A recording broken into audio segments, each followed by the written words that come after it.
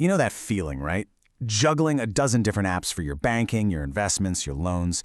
It's just financial chaos. But what if one single platform could bring it all together? Today, we're diving deep into SoFi Technologies, a company that's betting the farm on becoming the all-in-one super app for your entire financial life. So is this for real, or is it just hype? Let's find out. And honestly, that is the multi-billion-dollar question, isn't it? As our money goes more and more digital, we all kind of dream of that seamless, integrated experience. SoFi is betting its entire business that the answer to that question is a resounding yes. But how exactly do they plan on pulling that off? Well, that's what we're here to break down. At its heart, SoFi's big idea is simple, but man, is it ambitious. Their goal is to take every single financial thing you do, borrowing, saving, spending, investing, you name it, and wrap it all up into one smooth experience.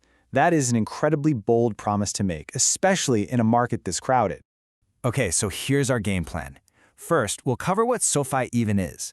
Then, we'll look under the hood at how its engine works. We'll check the scorecard on its growth and profits, size up the competition, see what the future holds, and then we'll wrap it all up with the key takeaways. So what is SoFi really? Well, it all kicks off with their mission, this simple but really powerful mantra, to help their members get their money right.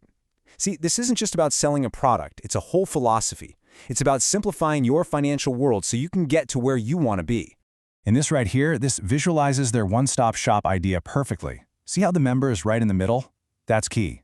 On one side, you have the big life stuff, like loans. And on the other, you've got all the tools for your day-to-day financial life, checking, investing, even crypto. And it's all powered by their own tech platform. Okay, so how does this whole ecosystem actually make money? It all boils down to three core business segments that work together like a well-oiled machine. And if you can understand these three pillars, you'll understand the whole SoFi story. Think of it in layers. First up, you've got lending. That was their original bread and butter for those big life moments. Then there's financial services. These are the daily use products that keep you coming back to the app. And underpinning the whole thing is their technology platform, which not only powers SoFi, but is also sold to other companies. And this is where the magic happens. This is how those parts work together. They call it the financial services productivity loop, and honestly, it's their secret sauce. The idea is to bring a customer in with one product and then introduce them to others at a way lower cost. It's a powerful cycle that just keeps feeding itself. You can picture this loop like a big flywheel. So it starts by attracting a new member, maybe with a great savings account. Then SoFi engages them with other useful stuff, maybe credit score monitoring. That builds trust, right? Which makes it way easier to cross-sell a bigger product, like a loan, down the line. That deepens the relationship, lowers costs, and just spins that flywheel even faster. Now that all sounds great on paper, doesn't it? But does it actually work? It's time to check the scorecard and see if the numbers really back up this ambitious story. And wow, the first number is a big one.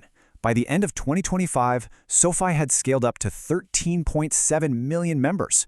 Let me put that in perspective for you. That's a 20-fold increase since 2018. That's not just growth, my friends. That is a full-on land grab in a very crowded space. And all those members, they're translating directly into revenue. Check this out. Adjusted net revenue hit $3.6 billion in 2025. That's a 38% jump from the year before. The engine is clearly firing on all cylinders. You don't have to take my word for it. The company's CEO, Anthony Noto, basically said it all on their earnings call. He called 2025 the strongest financial performance in the company's entire history. That's not just talk. That's confidence backed by some seriously impressive numbers. But revenue is only half the story. The profitability is actually accelerating even faster. In 2025, SoFi crossed the $1 billion mark in adjusted EBITDA for the very first time. Now think of EBITDA as a proxy for a company's core profitability. This milestone is huge because it proves their model isn't just getting bigger, it's getting smarter and more efficient as it scales. Of course, SoFi isn't doing this in a vacuum. The fintech arena is absolutely packed with tough competitors. So who are the main rivals, and what gives SoFi its edge, its economic moat, to defend its turf? You have to understand, SoFi is basically fighting a war on multiple fronts. They're not just taking on one type of company. They're going head-to-head with leaders in every single category. In lending, you've got Lending Club. In brokerage, Robinhood. And behind the scenes in banking tech, they're up against absolute giants like Fiserv. Winning in just one of these is tough. Trying to win in all of them, that's a monumental challenge. So how do they even stand a chance against all these guys? Well, their defense, their moat, is built on 4 pillars. First, the integrated platform. It just makes it easier to stay than to leave. Second, and this one is a game changer, their national bank charter. This gives them access to cheap funding from deposits, a massive cost advantage. Third, their in-house tech means they can move faster. And finally, their brand is really starting to become a household name. Okay, so let's look ahead. With a solid foundation and a growing moat, where does SoFi go from here? And the big question on every investor's mind, what might this company actually be worth? Well, they're not sitting still. Management has pointed to 3 key areas for future growth. First, they're going bigger on crypto.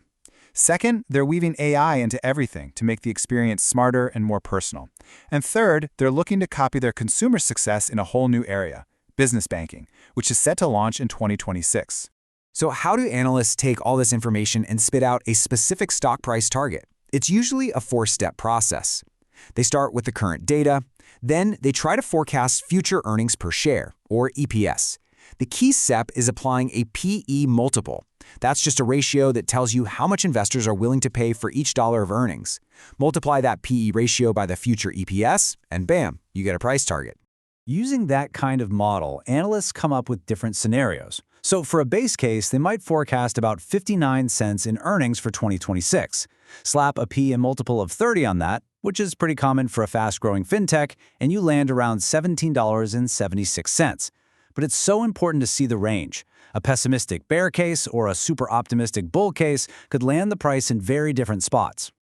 All right, we have covered a ton of ground here, from their mission to their moat to their future plans. So let's boil all of this down into the final, crucial takeaways. So here's the investment case in a nutshell. On one hand, the strengths are really clear. You've got strong growth, a path to real profits, and that killer bank charter. But on the other hand, the risks are just as real. Fierce competition, economic uncertainty, and the huge challenge of actually pulling off all these new projects. It's a classic high-growth, high-risk story. The potential upside is massive, but so are the hurdles.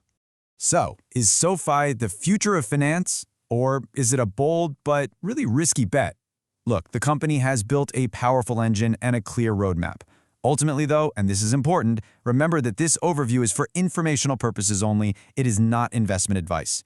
The decision on whether this story fits into your portfolio is, as always, yours and yours alone.